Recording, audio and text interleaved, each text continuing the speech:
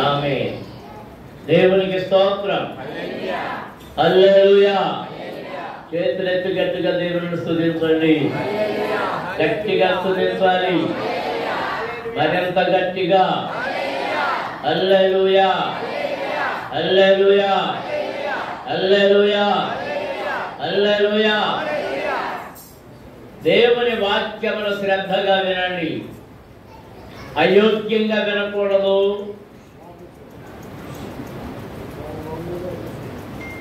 అలాగే అలక్ష్యంగా దేవుని వాక్యము ఎడల అమర్యాదకరంగా ఉండి వినకూడదు. మీ కంటి విగ్రహారాధీకులు ఎంత శ్రేష్టంగా ఉన్నారు. జీవము లేని వాటిని పూజించే వారు అంత గౌరవ మర్యాదలు ఇస్తున్నారే, నీకెందుకు అంత అతిశయం? అతిశయపడద్దు, అది నాశనానికి లేదు. అతిశయపడద్దు. అపోస్తలుడైన పౌలు ఈ కొరింథులో ఉన్న సంఘమునకే కాదు హెచ్చరిక, ఇక్కడ కూర్చుని ఉన్న మీకును ఈ వాక్యమును విరుతున్న ప్రతి ఒక్కరికి ఆయన హెచ్చరిక చేస్తూ ఉన్నాడు. దేవుని ఆత్మచేత నింపబడిన వాడై ఈ మాటలు వ్రాస్తూ ఉన్నాడు. మోసపోకుడి. మీరు మోసపోతున్నారు ప్రతి విషయంలో. మోసపోకుడి. దుష్ట సాంగత్యము మంచి నడవడిని చెరుపును. దేవునికి స్తోత్రం. మీ సాంగత్యము ఎవరితో? నీతిమంతులతో సాంగత్యం అయితే నీతిని నేర్చుకుంటావు. భక్తిహీనులతో సాంగత్యం అయితే నీకున్న భక్తి అంతా నాశనం అయిపోతుంది. అబద్ధికులతో సాంగత్యం అయితే నీవు అబద్ధమును నేర్చుకున్న పోయిన వారిని జ్ఞాపకం చేశారు కీర్తనలలో నుండి. నీవు దొంగలు చూచినప్పుడు వారితో నీవు ఏకీభవించరు. అవును, నిజమే. మీరు చేలో నుండి వస్తున్నారు, కారు అక్కడ మామిడి చెట్టు కనపడింది,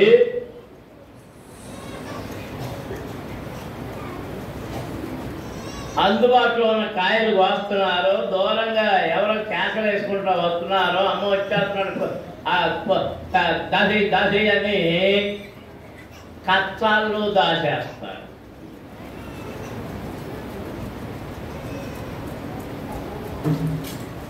ఆయన కిందకి వెళ్ళాల్సిన సరిగా ఎవరితో ఏకీభవించావు? ఎవరితో చెప్పండి? దొంగతో ఏకీభవించదు. దొంగ సాయం చేస్తున్నాం, దొంగకు సాయం చేస్తున్నాం. వ్యభిచారులతో నీవు ఏకీభవించదు. వ్యభిచారుల సాంగత్యం దేవుని పిల్లలకు దొంగల సాంగత్యము గాని వ్యభిచారుల సాంగత్యము గాని ఎంత మాత్రము కుదరదు, ఎంత మాత్రము చేయకూడదు. అది దేవుని యొక్క స్పష్టమైన ఆజ్ఞ అయి ఉన్నది. నువ్వు ఎంతవరకు మంచి వ్యక్తిగా ఉన్నావు, భక్తి కలిగి ఉన్నావు, దుష్ట సాంగత్యము వలన నీ ప్రార్థన అనే మంచి ప్రవర్తన చెడిపోయింది. నీ భక్తి అనే మంచి ప్రవర్తన చెడిపోయింది. విధేయత అనే మంచి ప్రవర్తన చెడిపోయింది. దొంగతనము నేర్చుకోవడం వల్ల దేవునికి ఇవ్వడం మానేసి దొంగవైపోయావు. ఆర్థికపు దొంగవే కాదు, ప్రార్థన దొంగవైపోయావు, ఆరాధన దొంగవైపోయావు. ఎలాగూ అనేక సందర్భాల్లో దొంగతనము నేర్చుకున్నావు. నీ నడవడిక పాడైపోయింది, నడవడిక చెడిపోయింది. అబద్ధమాడడానికి ఇంతకుముందు భయపడి నీవు చాలా తేలికగా అబద్ధం ఆడుతున్నావు.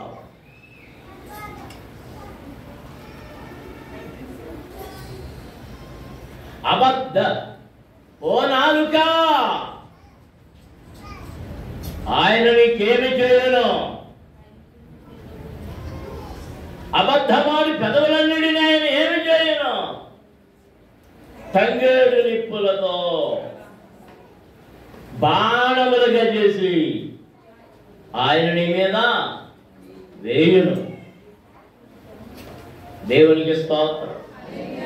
అందరం స్తోత్రాలు చెల్లించుదాం. హల్లెలూయా, హల్లెలూయా. నువ్వు ఎవరి సహవాసము చేస్తే ఆ లక్షణాలు అంటుకుంటాయి.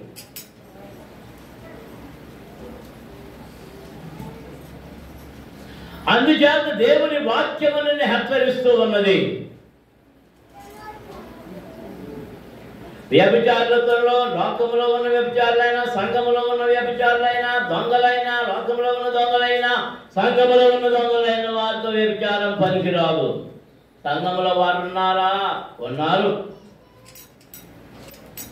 శరీర సంబంధమైన దొంగతనం, శరీర సంబంధమైన వ్యభిచారులు ఉన్నారు.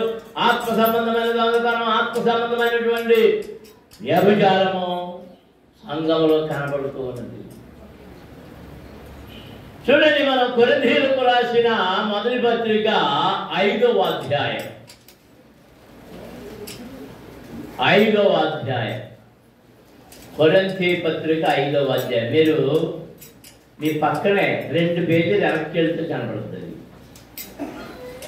9వ వచనం నుండి చదువుతాం. జారులతో సాంగత్యము చేయవద్దని నా పత్రికలో మీకు వ్రాసి ఉంటిని.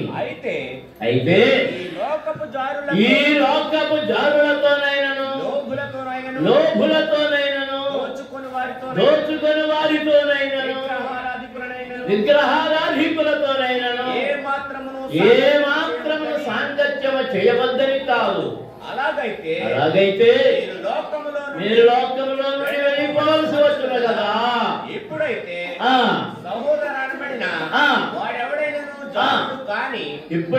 సహోదరుడు అనబడిన వాడు ఎవడైనాను జారుడు గాని, లోభి గాని, విగ్రహారాధకుడు గాని, ఇచ్చుబోతు గాని, త్రాగుబోతు గాని, దోచుకుని వాడు గాని అయి ఉన్నాయి అలవా.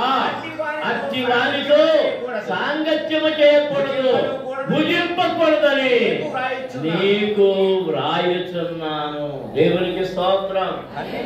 అందరము స్తోత్రాలు చెల్లించుదాం. గట్టిగా దేవునికి స్తోత్రాలు చెల్లించండి. హల్లెలూయా, హల్లెలూయా, హల్లెలూయా. సంఘములో ఉండి జీవము కలిగిన దేవుని ఎరిగి ఉండి, జీవవాక్యమును గురించిన జ్ఞానము కలిగి ఉండి, ఇదిగో ఎలాంటి వారు ఉన్నారు.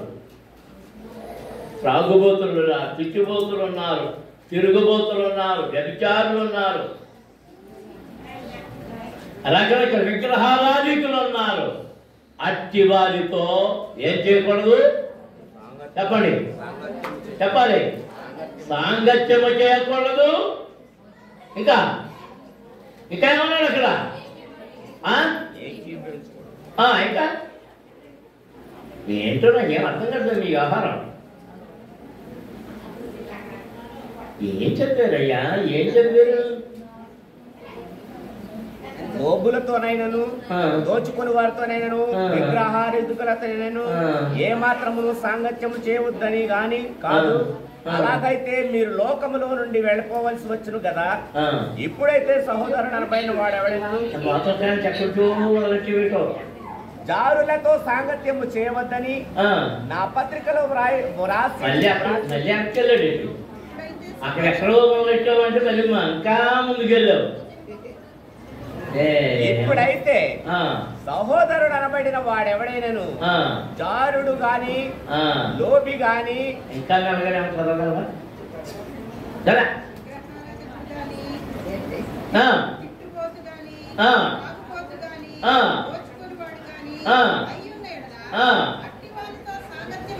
ఏం చేయకూడదు? ఇది రాలేదు కదా అక్కడి నుంచి, ఇది వస్తలేదు, ఇది వస్తలేదు. ఎందుకంటే కూడి కట్టడం మానేయలేదు. కూడి ప్రేమ సాంగత్యం చేయకూడదు. అయ్యా వెనకాల ఉన్న కుర్చీల్లో ఉన్న వాళ్ళు వింటున్నారా? వింటున్నారా? సాంగత్యమే కదా. అక్కడికి వెళ్ళి మీరు ఏం చేయకూడదు?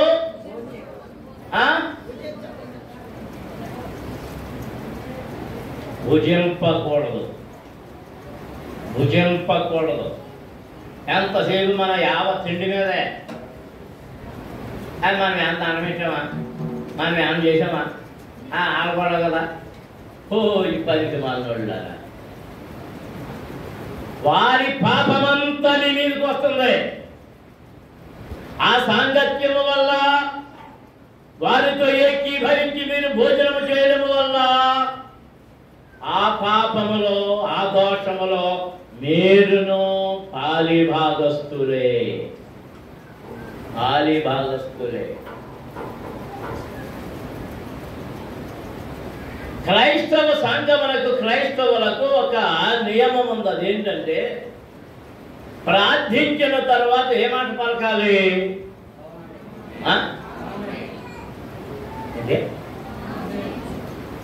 ఆవకాయం అంటే వినబడుతున్నాడు. మరి ఏంటి పలకలేకపోతున్నాడు ఏంటి? నోట్లోంచి మాటలు రావట్లేదు, ముత్యాలు రాలిపోతున్నట్టు. ఆమేన్ అన్నాడు అందరూ. ఇంకా గట్టిగా, ఇంకా గట్టిగా అంటే ఏంటి? ప్రభువా అవును, ఏలాగు జరుగును. నువ్వు భుజించావు అంటే అక్కడికి వెళ్ళి ఆమేన్ అన్నవాని. వాళ్ళు దేవతకు దండం పెట్టుకున్నారు. ఆమేన్, నేను దేవతకు దండం పెట్టాను. నేను ఎక్కడ వాళ్ళు పెట్టుకున్నాను. ఎవరి కబుర్లు చెప్పొద్దు, 10 మంది కబుర్లు.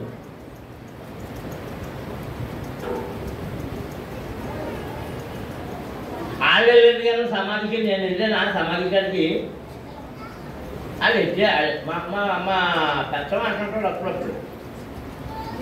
అది ఎట్టున్నాడు, నాకు చేసుకున్నాను, నాకు కూడా మనకి ఎందుకు చేయాలి? మనకెందుకు కాదు, వాక్యం ఏం చెప్తుంది? అంటే ఏం చెప్తుంది? వాళ్ళతో జపా చేయొద్దు, వాళ్ళతో కూర్చుని భోజనం అసలు చేయొద్దు, భోజనమే చేయొద్దు.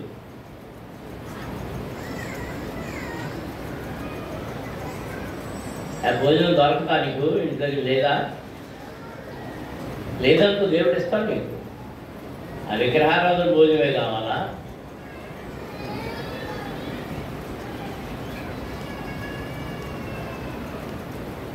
చనిపోయిన తరువాత నువ్వు సమాధి దగ్గరికి వెళ్ళవలసిన పని లేదు.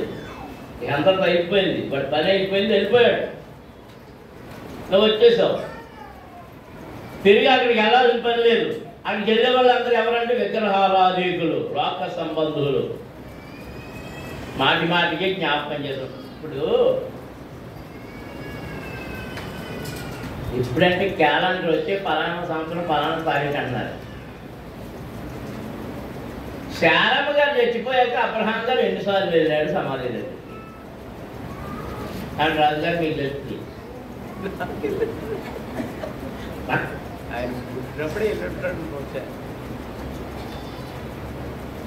పోనీ రేపగారు గారు చచ్చిపోయి ఇస్సాక్ గారు 2 సార్లు వెళ్ళాడు.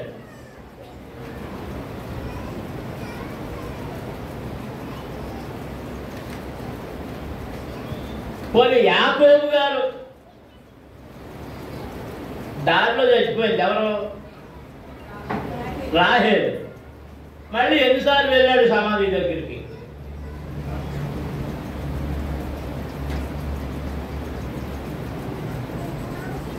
ఏస్తుని ఏమంటారు తెలుసా? సమాధుల పండగ అంటారు. సమాధుల్లో నీ పని ఏంటని ప్రభు.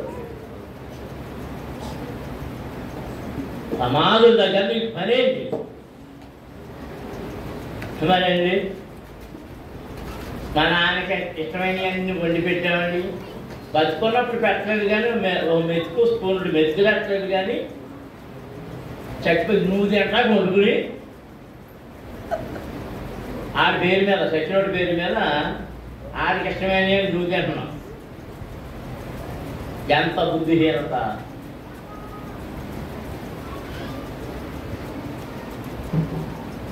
శ్మశానానికి వెళ్ళాలంటే మళ్ళీ అపవిత్రుడు అవుతున్నావు.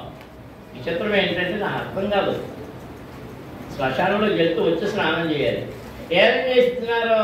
తలస్నానం చేసి పళ్ళాలన్నీ పట్టుకుని కొత్త బట్టలు కట్టుకొని అక్కడికి వెళ్ళి అవన్నీ పెట్టేస్తున్నారు. మళ్ళీ స్నానం చేస్తున్నారా? లేదు, చూసేస్తున్నారు. శ్మశానానికి వెళ్ళొచ్చి ఏం చేయాలి? ఇంకో ప్రశ్న, చచ్చిన వాళ్ళని పాతి పెడతాకి ఏ యాజకుడు వెళ్ళాడు?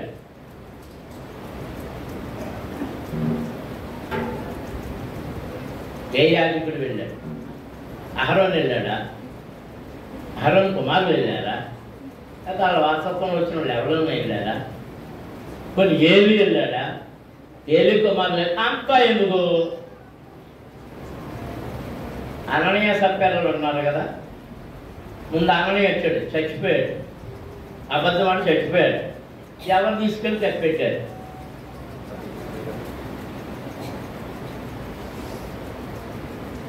ఎవరు తీసుకెళ్ళి కప్పెట్టారు?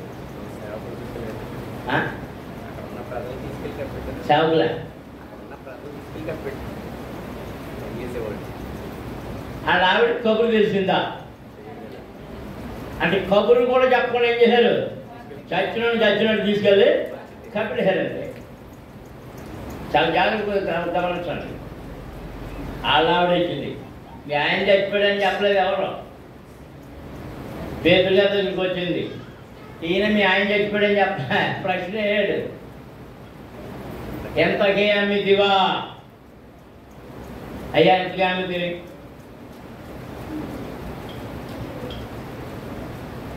పరిశుద్ధాత్మను మోసగించుటకు మీరిద్దరు ఎందుకు ఏకీభవించుకుని నీ భర్తను పాతిపెట్టిన వారి పాదములు ఎంకనో వాకిటనే ఉన్నది. అంత దడేలు పడిపోయింది, చచ్చిపోయింది, తీసుకెళ్ళి పాతిపెట్టి.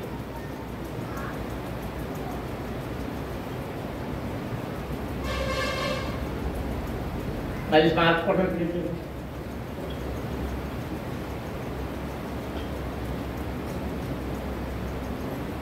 అది ఆదరణ కూటం పెడతా. మరి పిల్లలు ఉన్నారు లేదో?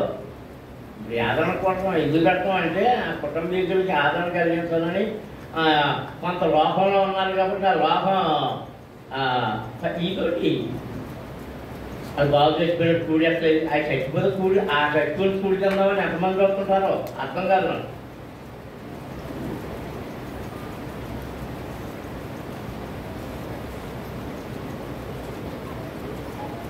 నిజమైన క్రైస్తవులకి వీటితో పని లేదు. సమాధి దగ్గరికి వెళ్ళవలసిన పని లేదు. ఇంకో విషయం తెలుసా మీకు? కొంతమంది అయితే చచ్చిపోయిన వాళ్ళు తీసుకెళ్ళి గుళ్ళో 2 రోజులు ఉంచుతున్నారు. ఎందుకో నాకు అర్థం కాదు.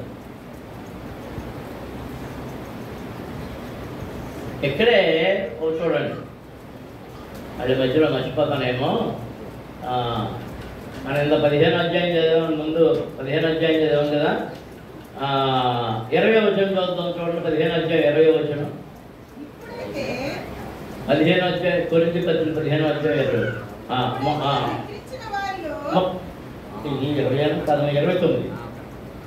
29. ఇట్లు కాని అలా మృతుల కొరకై బాప్తిస్మము పొందువారు ఏమి చేతురు? మృతులు ఏమాత్రము లేపబడని అలా మృతుల కొరకు వారు బాప్తిస్మము పొందారేలా. ఇది మరొకసారి పూర్తి వివరంగా చెప్తారు. కొంతమంది నీలాంటి వాళ్ళు నాలుగు చచ్చిపోయిన వాళ్ళ కోసం బాప్తిస్మం పొందుతున్నారంట. అంటే ఒక పెద్ద గారు చచ్చిపోయిన వాళ్ళ కోసం బాప్తిసం పొందుతున్నారట. ఇదే కూడా చచ్చిపోయిన వాళ్ళ కోసం బాప్తిసం పొందడం ఏంటి? మనం మీ అమ్మ కోసం బాప్తిసం పొందావా?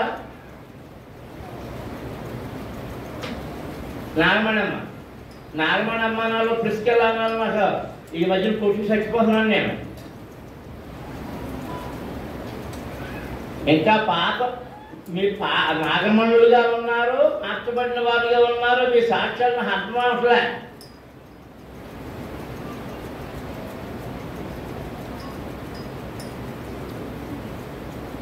మన విశ్వాసపు జీవితం మార్చబడిందో లేదో సాక్ష్యం వస్తుంది. కొందరు చనిపోయిన వారిని గురించి బాప్తిసం పొందుతున్నారట. ఏళ్ళ బాప్తిసం పొంది వాళ్ళు చేస్తారా? లేవు. అంచేత సంఘములో ఉన్న ఇలాంటి విగ్రహారాధీకులు గాని, జారుడు గాని, లోభి గాని, తిట్టుబోతు గాని, త్రాగుబోతు గాని, దోచుకున్నవాడు గాని అయి ఉన్న ఎడలా అట్టి వానితో సాంగత్యము చేయకూడదు, భుజింపనకూడదని మీకు వ్రాయుచున్నాను. దేవునికి స్తోత్రం. అందరూ స్తోత్రం చెల్లించుదాం. హల్లెలూయా, హల్లెలూయా, హల్లెలూయా, హల్లెలూయా. 6వ అధ్యాయం 9వ వచనం చదువుతుంటే, అన్యాయస్తులు దేవుని రాజ్యములకు వారసులు కానేరని మీకు తెలియదా? మోసపోకుడి, జారులైనను, విగ్రహారాధకులైనను, వ్యభిచారులైనను, ఆడంగితనము గలవారైనను, పురుష సంయోగులైనను, దొంగలైనను, లోభులైనను, త్రాగుబోతులైనను, దూషకులైనను, దోచుకున్న వారైనను దేవుని రాజ్యములకు వారసులు కానేరరు. మీరు కొందరట్టి వారయుడిని గాని ప్రభు అయిన యేసుక్రీస్తు నామములను మన దేవుని ఆత్మయందును మీరు కడుగబడి పరిశుద్ధపరచబడిన వారై నీతిమంతులుగా తీర్చబడితిరి. దేవునికి స్తోత్రం. అందరూ స్తోత్రం చెల్లించుదాం. హల్లెలూయా, హల్లెలూయా, హల్లెలూయా. అందరూ స్తోత్రాలు చెల్లించండి. గట్టిగా, ఇంకా గట్టిగా, ఇంకా గట్టిగా. 5వ అధ్యాయంలో మనం 14వ వచనం చదువుదాం. దేవుడు ప్రభువును లేపెను,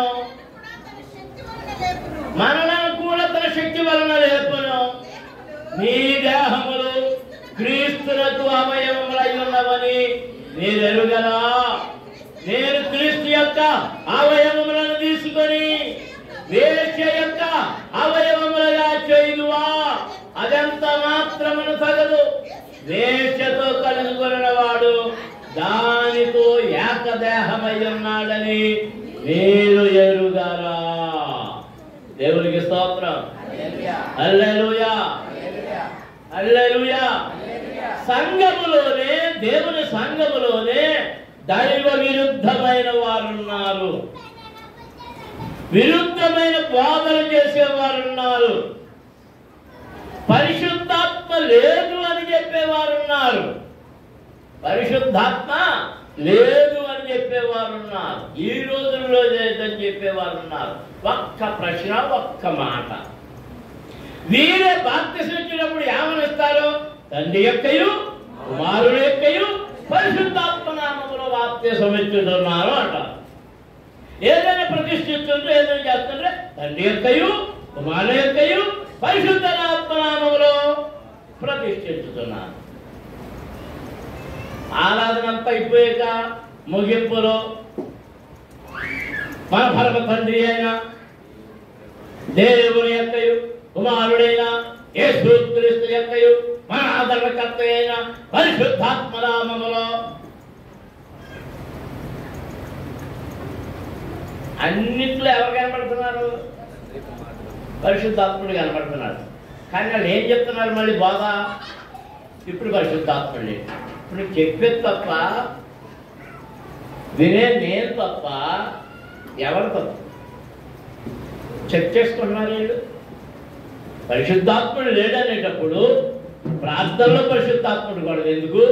ముగింపులో ఆశీర్వాదం ఇచ్చేటప్పుడు పరిశుద్ధాత్ముడు కూడా ఎందుకు?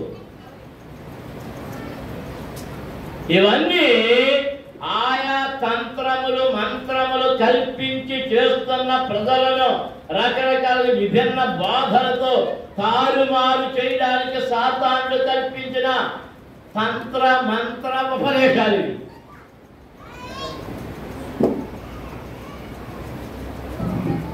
ఇది వరకు కథోలిక సంఘం నుండి తీయబడిన సంఘాలు వచ్చినాయి. వాటిలో కొంతకాలం తర్వాత బాప్టిస్ట్ అనబడిన వారు ఇచ్చారు. ముంచడ బాప్తిసం. ముంచడ బాప్తిసం పొందిన వారు మాత్రమే పాపము నుండి విడువబడిన వారు. ఆ తరువాత పరిశుద్ధాత్మను పొందిన పెంతెకోస్తు వాదం వచ్చింది. అన్ని సంఘాల్లోనూ పరిశుద్ధాత్మ పొందుతున్నారని దాన్ని ఏమన్నారంటే కరిస్మాటిక్ మూమెంట్ అన్నారు. కరిస్మాటిక్. సరే, మీరున్న సంఘంలోనే పరిశుద్ధాత్మ పొందండి, అది కరిస్మాటిక్ మూమెంట్ అన్నారు. ఆ తర్వాత ఫుల్ గాస్పెల్ అన్నారు. అలా రకరకాలుగా వచ్చి ఇప్పుడు కొత్తగా ఏమవుతుందంటే అపోస్తలిక్ ఫెయిత్ అన్నారు. అపోస్తలులను నమ్మిన విశ్వాసం.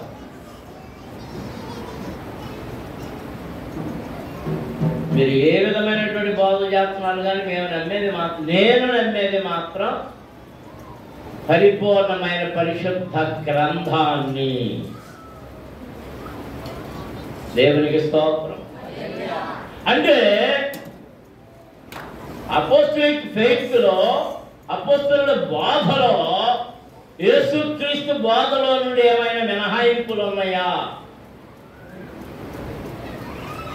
దానిని మినహాయించుకోవడానికి ఈ అవతారం ఎత్తారా? సాతానుడు కలుగజేసే కుతంత్రాలు. ఇటు వారితో సహవాసం చేయొద్దు, ఇటు వారి దగ్గర వారి పక్కన కూర్చొని భోజనం కూడా చెయ్యొద్దు. చూడండి, తెస్సలోనికలకు రాసిన 2వ పత్రిక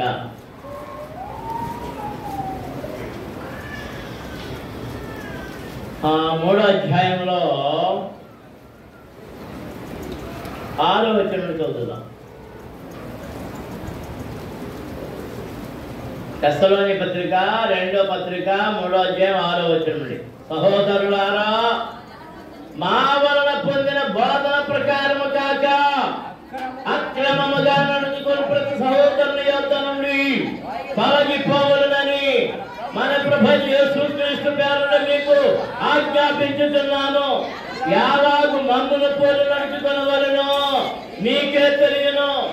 మేము మీ మధ్యన అక్రమముగా నడుచుకొనలేదు, ఎవరి యొద్దను ఉచితముగా ఆహారము పుచ్చుకొనలేదు.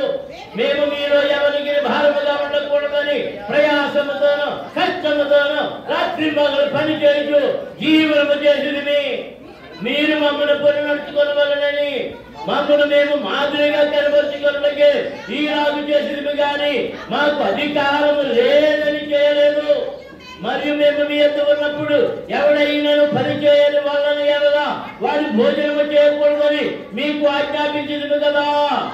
మీరు కొందరు ఏ పని చేయక పరుల జోలికి పోవచ్చు అక్రమముగా నడుచుకొనుతున్నారని నేర్చున్నాము.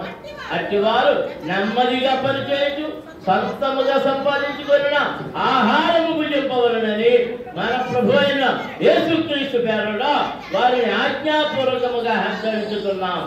సహోదరులారా, మీరైతే నేను చేయడంలో విసుగవద్దు. ఈ పత్రిక మూలముగా మేము చెప్పిన మాటకు ఎవడైనా లోబడని ఎడల అతనిని కనిపెట్టి అతడు సిగ్గుపడు నిమిత్తము అతనితో సాంగత్యము చేయకుడి. ఏం చేయొద్దు? చెప్పండి. అంటే సహవాసము చేయొద్దు. ఇంకా క్రింద అంటున్నాడు ఆ మాట, అయినను అతను శత్రుగా భావింపక సహోదరుడిగా భావించి బుద్ధి చెప్పుడి. దేవునికి స్తోత్రం. హల్లెలూయా, హల్లెలూయా. చేతులెత్తి దేవునికి స్తోత్రం చెల్లించండి. హల్లెలూయా, హల్లెలూయా, హల్లెలూయా. సాంగత్యము. కొద్ది మందిని పేర్లు మీకు చెప్తాను. సాంగత్యము చేసిన వారు.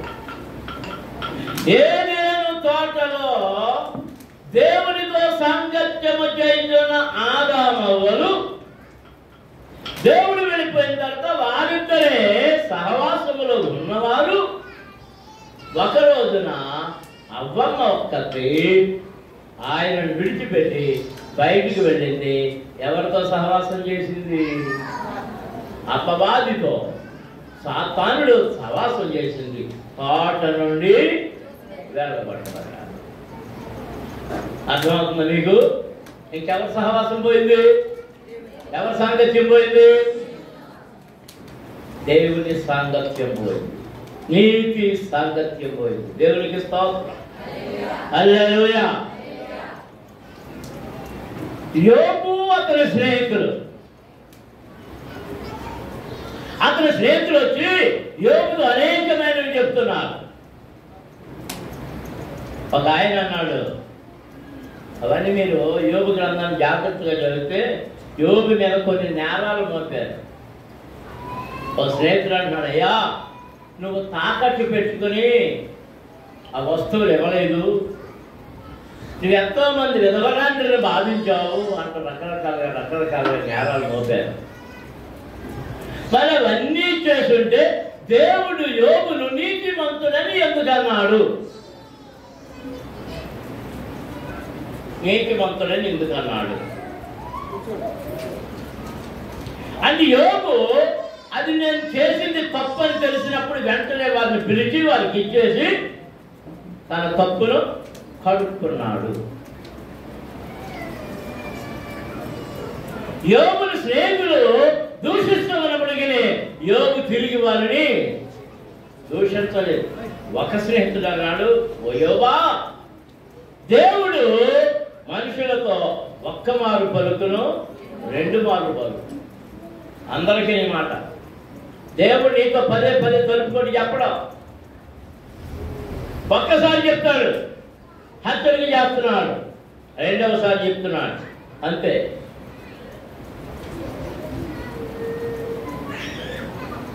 ఎన్ని సాంఖ్య గ్రంథంలో రాయబడింది, ఎన్నిసార్లు గద్దించినను లోబడని వాడు హఠాత్తుగా నాశనమగును. లోబడని వాడి కోసం ఏమి ఎదురు చూస్తుంది? నాశనం. అది ఎట్టి విధమైన నాశనము. దేవునికి స్తోత్రం. చివరికి దేవుడికి యోబు స్నేహితుడి మీద కోపం వచ్చింది. వారిని గద్దించాడు. వారిని గద్దించినప్పుడు యోబు ఏం చేశాడు తెలుసా? తన స్నేహితుల కొరకు దేవుని దగ్గర మొర్రపెట్టాడు, అయ్యా నా స్నేహితులను క్షమించు. దేవుడు యోబు ప్రార్థన ఆలకించి ఆ స్నేహితులను శిక్షింపక విడిచిపెట్టాడు. దేవునికి స్తోత్రం. అందరూ స్తోత్రం చేయించండి గట్టిగా. సరే, నాజీరు చేయబడిన దేవుని చేత ఎంపిక చేయబడి పంపబడి ఇశ్రాయేలు నిమిత్తం వారికి పంపబడినటువంటి సంసోను ఎవరు సాంగత్యం చేశాడు? వ్యభిచారి వేశ్య అయిన దెలీలా సాంగత్యం చేశాడు. దెలీలా సాంగత్యం చేస్తే మాటికి విసిగించింది. నీ బలం ఎక్కడుంది? నీ శక్తి ఎక్కడుంది? చివరికి విసిగిపోయి అసలు రహస్యం చెప్పాడు. ఏం పోగొట్టుకున్నాడు? బలాన్ని పోగొట్టుకున్నాడు, కళ్ళు పోగొట్టుకున్నాడు, దేవుని కృప పోగొట్టుకున్నాడు. సాంగత్యం నీ సాంగత్యము దెలీలాతోనా? వేశ్య నునుపైన మాటలు మాట్లాడద్దే, చాలా తీయని మాటలు మాట్లాడద్దు. అబ్బబ్బబ్బో అబ్బబ్బబ్బో, ఆ తీయని మాటలు పడని వాళ్ళు ఎవరు ఉన్నారు? బంగారం అంటారు. మీ మాయగారుడు అయిపోయి నేనంత బంగారం అనుకుంటాడు. ఈ నల్లటి బొగ్గులాగా ఉన్నా కానీ నువ్వు ఎంత బంగారంలా ఉన్నావు. ఎప్పటి వరకు నీ బంగారం అనేది ఈ దగ్గర మూటంతా లాక్కునే వరకు మన శాంతి గ్రంథంలో ఉంది. ఆమె మాట్లాడే మాటలు ఎలా ఉంటాయో ఆమె అంటదట, వేశ్య నా పురుషుడు దూర దేశం పోయాడు, డబ్బులు మూట కూడా పట్టిపోయి, క్యాష్ కూడా పట్టిపోయి, ఇప్పుడు అప్పుడే రాదు, పర్లేదు రా అని పిలుస్తుందట. ఇంటికి వస్తాడంట. ఏ ధైర్యంతో దూరం వెళ్ళిపోయాడు. తీరా ఇక్కడికి వచ్చి 2-3 రోజులు అయ్యేటప్పటికి సడన్గా అంబులు వచ్చి వాడి గుండెను చీల్చి వేస్తున్నాడు. ఏం చేత ఎవరు వచ్చారు? భర్త వచ్చేసి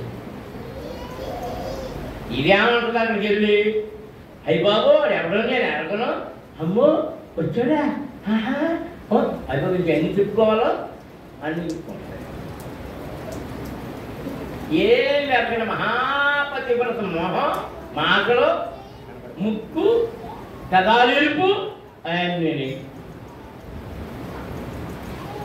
కానీ ఎవరి గుండె చీలిపోయింది? దాని మాటల్లో పడిన వాని గుండె. సరే సొలొమోను ఉన్నాడు.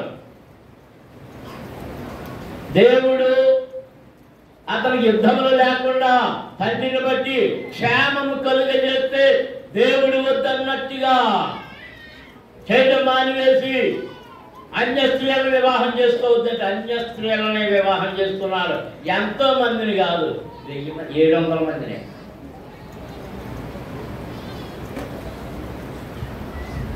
మొత్తం ఎంతమంది చేసుకున్నాడు? 1000 మంది.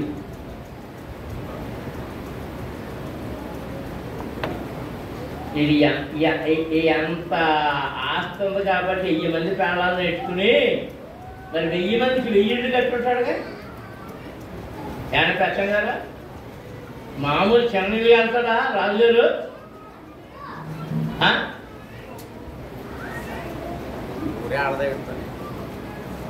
ఆ పెద్ద పట్టణం, 1000 ఇళ్ళు కలిగిన పట్టణం. మళ్ళీ అందులో ఒక్కో ఇంట్లో 12 ఉండాలి, 2 ముగ్గురు ఆడవాళ్ళు మగవాళ్ళు కాపలా కాస్త 2 ముగ్గురు మగవాళ్ళు ఉంటారు. మగవాళ్ళు అంటే ఆయన మగవాళ్ళని పెట్టరు, మళ్ళీ నపుంసకుల్ని. మరి ఆవిడ దగ్గర మళ్ళీ పంచాయతీ పరిచారికలు. అబ్బో ఈ లెక్కలన్నీ చెప్తే చాలా మనం ఇప్పుడు పెన్ను కాగితం పుచ్చుకుని వేయాలి. అక్కడ మనకి ఇంట్లో అతడు తన భార్యల వలన విగ్రహారాధీకుడైపోయాడు.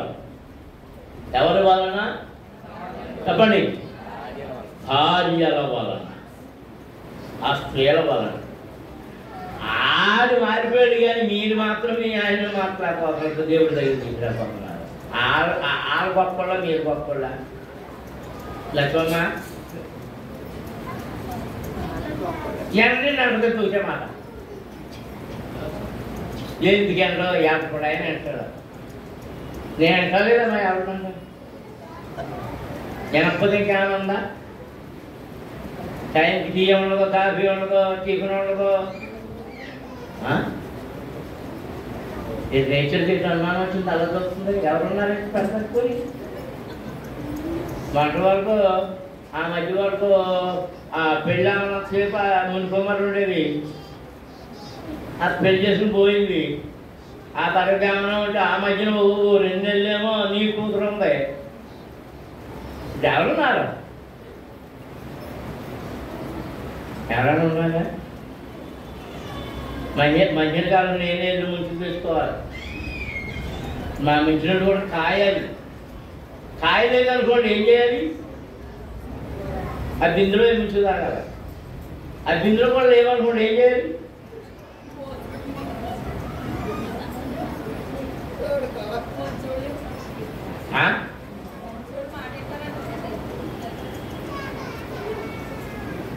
ఆడవాళ్ళ పక్కుల్లా మా సుజాత ఏం అంటుంది, అది ఎంత మేసాన్ని చెప్పినా సత్యానందం కాసేపు మేసాలు చెప్తాడు.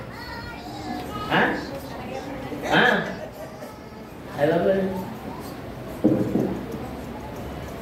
ఎలా అంతేనా? అదిగో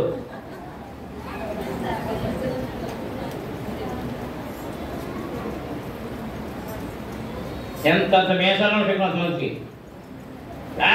చూసిన వాళ్ళు చూసుకుంటారు రోడ్డు మీద. ఇంట్లో నాగానే ముందు తల్లి అక్కడ ఇంట్లో తెలుసా ఇప్పుడు ఏమంటుందో బయట కనపడుతుంది. యారా తిరిగేసి వచ్చేసావా? ఒరే తిరుగుడు అయిపోయిందా?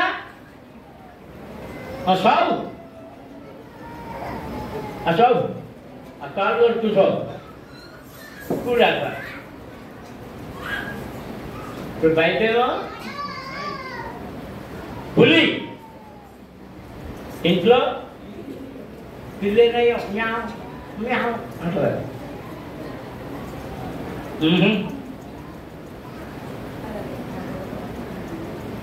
ఇక సత్య సంఘం, వేషధారణ సంఘం. సత్య సంఘములో అన్ని కఠినమైన నిర్ణయాలు ఉంటాయి, కఠినమైన నిబంధనలు ఉంటాయి. ఆ సంఘములో బహుకొద్ది మంది మాత్రమే పరిశుద్ధులైన వారు, పవిత్రులైన వారు ఉంటారు. అందుకే ప్రభు ఏమన్నాడు తెలుసా? చిన్న మంద భయపడు. అక్కడ అబద్ధం ఉండదు, అక్కడ వేషధారణ ఉండదు, అక్కడ అసత్యం ఉండదు, అక్కడ ఏ అపవిత్రత కలబడనే కలబడదు. వాటిని ద్వేషిస్తారు వారు. వేషధారణ సంఘం ఉంది, అన్ని వేషధారణే, అన్ని వేషధారణే. అక్కడ అన్ని అబద్ధ ప్రవచనాలు, అబద్ధపు కళలు, అబద్ధపు సంగతులు, అబద్ధపు మాసాలన్నీ. దేవునికి స్తోత్రం. హల్లెలూయా హల్లెలూయా హల్లెలూయా హల్లెలూయా. మలకపల్లి పెంతెకోస్తు సంఘం మొట్టమొదటిగా అబద్ధపు ప్రవచనములతో, అబద్ధపు మోసపు పరిశుద్ధాత్మతో విడిపోయింది. నేను ముగించాను.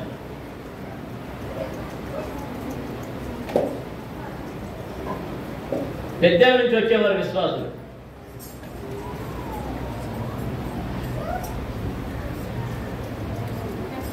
సాక్షి చెప్తారు, చాలా మంది లేచేవారు. ఇలాగే ఆ పెద్దల నుంచి వచ్చిన ఆవిడ సాక్షి మానేసు ఎదురుతో గంతులు వేస్తుండేదండి. ఆవిడ పేరు పెంటమ్మ.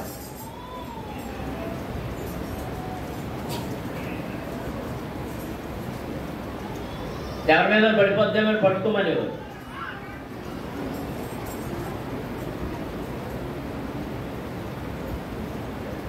కొంతకాలం గడిచిన తర్వాత ఏముందంటే, ఈ సంఘంలో పాపం ఉందా, నేను ఈ గుడికి రాను అట్లా మానేసి అక్కడ దుకాణం పెట్టి. ఎక్కడ ఇక దాంతో పాటు కొంతమంది వెళ్ళిపోయారు. లూసిఫరు దేవుడు పడద్రోయగా వాడు వెళ్ళిపోతూ కొంతమందిని దేవదూతల సమూహాన్ని ఎలా లాక్కెళ్ళిపోయాడో అలా లాక్కెళ్ళిపోయాడు.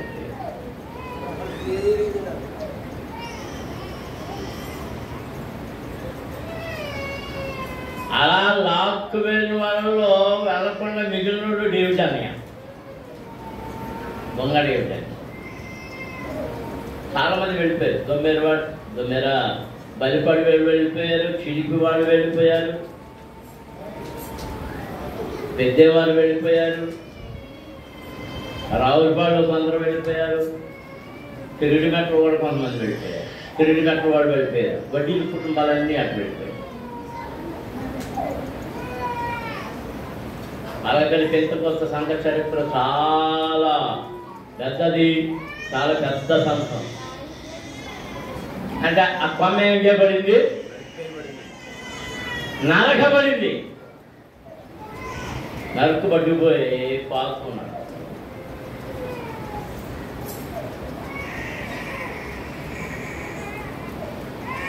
ఎందుకు జనం వెళ్తున్నారంటే ప్రవచనాలు చెప్తుంది, ప్రవచనాలు చెప్తుంది, ప్రవచనాలు చెప్తుంది, ప్రవచనాలు చెప్తుంది. ఇర్మియా గ్రంథములో ఒక్కసారి ఇర్మియా గ్రంథములో 29వ అధ్యాయం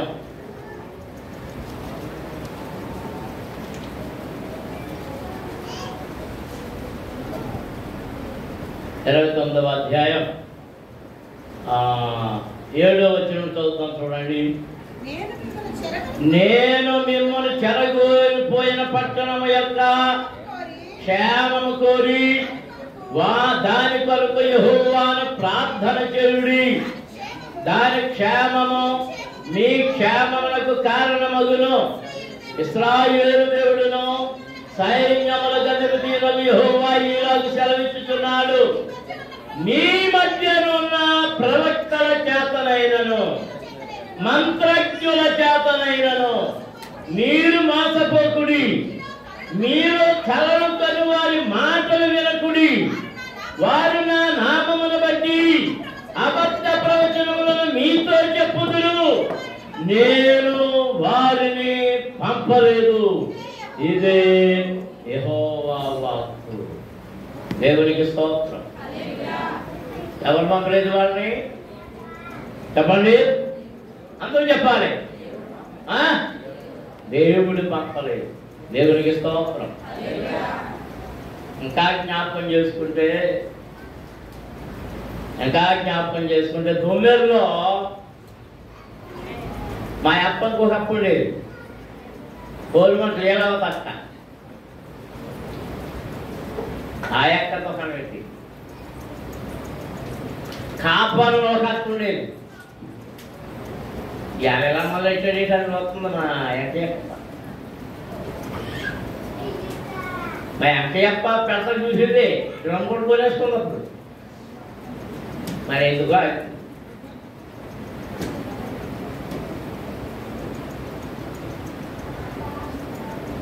మాండ్రు అన్నం అని ఆయమ్మ పెట్టేసింది ఒక. ఇర్మియా ద్వారా దేవుడు ఏమంటున్నాడు? నేను వారిని పంపలేదు. మీ మధ్యనున్న కళలు కొనువారినైనను మంత్రజ్ఞులనైనను వారు చెప్పే మాటలు విని మోసపోకుడి. దుష్ట సాంగత్యము మంచి నడవడిని చేరుకున్నాం. అక్కడ ప్రార్థన చేస్తున్నా, ఇక్కడ ప్రార్థన చేస్తున్నా, అక్కడ దేవుడు ఉన్నాడు, ఇక్కడ దేవుడు ఉన్నాడు. యేసు ప్రభు కూడా చెప్పాడు. అలాంటి మాటలు విని మోసపోవద్దు, మోకరించండి. నీ దగ్గరకు వచ్చేవారు అక్కడ భక్తి పనులు, ఇక్కడ భక్తి పనులు అని చెప్తున్నారు. వాళ్ళు అసలు మారు మనసు పొందారా? మారు మనసుకు తగిన ఫలం వారి దగ్గర ఉందా? మారు మనసు దగ్గర ఫలం అంటే నీ దగ్గర నుంచి రాదు. అలాగూ వారు దేనిని ఆశించి వస్తూ ఉన్నారు. సాతానుడు వారిని నిన్ను నీ దగ్గర పంపుతున్నాడు. నీవు నిలిచి ఉన్న స్థిరమైన విశ్వాసము నుండి పడగొట్టడానికి వారిని దగ్గరకు పంపుతున్నాడు. కళలు పేర్లు చెప్తున్నాడు, దర్శనాలు పేర్లు చెప్తున్నాడు, ప్రవచనాలు పేర్లు చెప్తున్నాడు. ప్రవచనాలు అదిగో పౌలు శీలను చూసి ఇదిగో వీరు దేవుని సర్వోన్నతుడైన దేవుని కుమారులు, వీరు చెప్పేది వినండి అని చెప్తుంది. దెయ్యం పట్టింది. ఆ మాత్రం దేవుని మాట వినడం లేదు. జాగ్రత్త జాగ్రత్త. మారు మనసు లేని వారు ప్రవక్తలు మన వస్తున్నారు. మారు మనసు లేని వారు దీర్ఘదర్శులు మనసు వస్తున్నారు. మారు మనసు లేని వారు కలవగని వారు మనస్తున్నారు.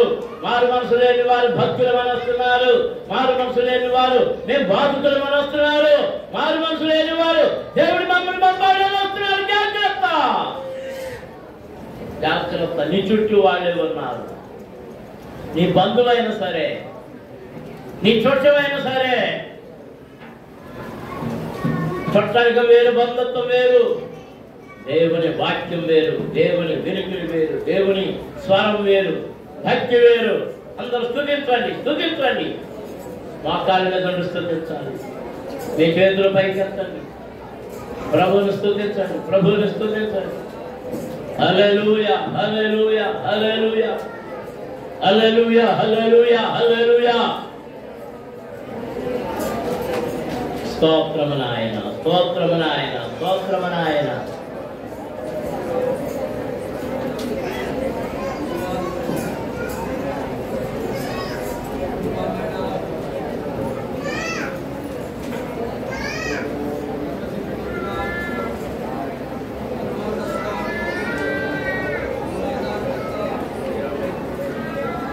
అందరూ స్తుతించండి, అందరూ స్తుతించండి.